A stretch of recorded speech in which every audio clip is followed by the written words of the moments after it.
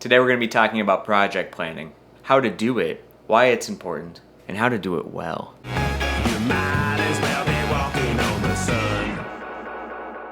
As a product manager, you have to be good at project planning. Whether it's product initiatives, user research, or usability testing, key project planning can be the difference between failure and success.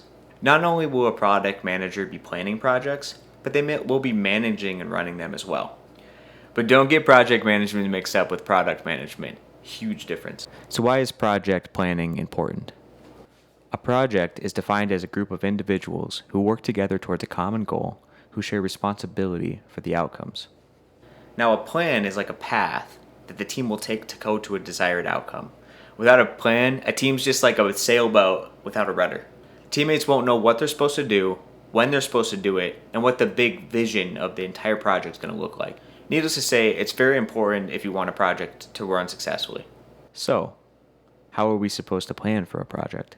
Let's see what Google has to say about project planning. So I read through a bunch of articles, and these are the 3 key steps that I would recommend you to follow when planning out a project. I'm going to show some sketches to help you understand the material a little better. The first is project scope and deliverables. So a project scope is defining what it is that you're going to accomplish. You're stating what success looks like. You're also going to give a big picture as to how big the project is, so the scope of the project. The second is going to be the deliverables. Those are the specific results that the project will yield. So you got to think about it in terms of these are concrete results that after the project or during the project you're going to create or your team's going to build. Okay, the second is create a schedule.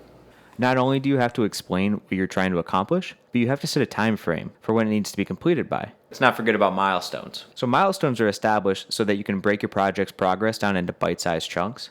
It just makes it a little easier for your team to be able to palette and also keeps you on schedule. The third and the final is to set a budget. How many team members can you afford? If time is money, how much time can you spend?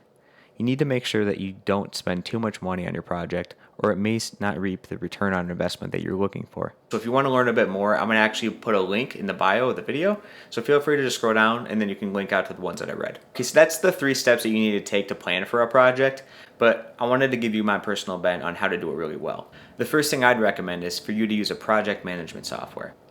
So there are a few good ones out there. I recommend Trello because it's free, but as long as you can find a software that will be able to get you to a Kanban system, maybe a Gantt chart or a product roadmap, you should be in the money.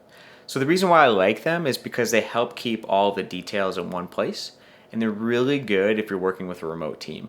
So if you need to check something and you're not at the office, it's good for you to be able to pull it up, or if you have team members from all over the world, everyone's going to be working off of the same system.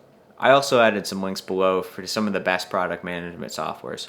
The other thing you want to think about when it comes to using software, PowerPoint, is getting ideas across. If all the team is kind of confused as to what it is that you're trying to accomplish, they need to know what the vision is and they need to know the steps, PowerPoint. Again, all of those key factors that we talked about in terms of the steps you'd have to plan the project, you need to make sure that the rest of your team knows what those are. PowerPoint, as simple as it is a really good way and a very effective way of getting an idea from yourself and your brain to your team members. The final step, and this one I can't stress enough, is take ownership.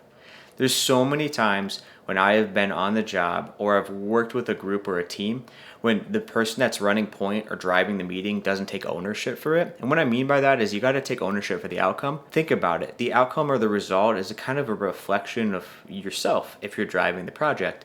So own it. Take some pride in what you do, but it's also taking the time to go through the steps and the details. Work through it yourself. If you're going to have anyone on your team work through something, think through what they're going to have to do. Understand what problems they're going to encounter and try to see if you can minimize that or mitigate them. Because of that, you'll get respect from your team members. And if you know it at that level of granularity, things will just run smoother. Okay guys, thanks for watching. When planning a project, remember your 3 steps. 1. Project scope and deliverables. 2. Create a schedule. 3. Set a budget.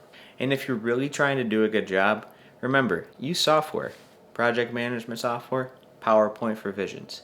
Last point, own your project. Thanks for watching.